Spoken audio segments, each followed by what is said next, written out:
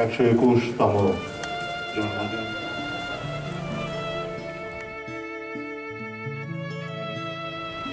রাজ্যের মাননীয় মুখ্যমন্ত্রী শ্রী বিপ্লব কুমার দেব মহোদয়,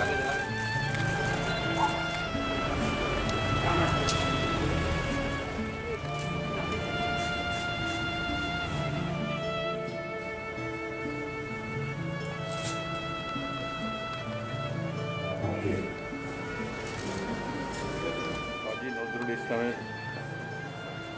আজকে 121তম জন্মবার্ষিকী আমরা পালন করছি। আমরা সবাই অবগত আছি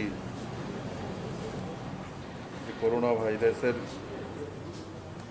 যে সংক্রমণ বিশ্বজুড়ে, তার বাইরে ত্রিপুরাও নয়। তো তার কারণে সোশ্যাল ডিস্টেন্সিং মেনটেন করে আমাদের বিভিন্ন কার্যক্রমে ভাগ নিতে হয়। কিন্তু কাজী নজরুল ইসলাম এমন একজন ব্যক্তিত্ব ছিলেন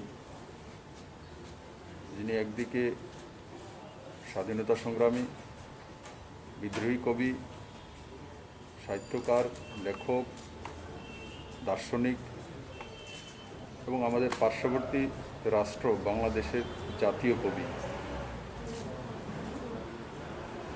ত্রিপুরা সহ ভারতবর্ষের বিভিন্ন প্রান্তে বিদ্রোহী কবি কাজী নজরুল ইসলামের স্বাধীনতা সংগ্রামে ওনার যে বলিদান, আমরা সবাই সেই বিষয়ে অবগত আছি। আমি আজকের দিনে কাজী নজরুল ইসলামকে স্মরণ করছি, শ্রদ্ধা জানাই। আমি আশা করি উনি যেই মতাদর্শকে সামনে রেখে,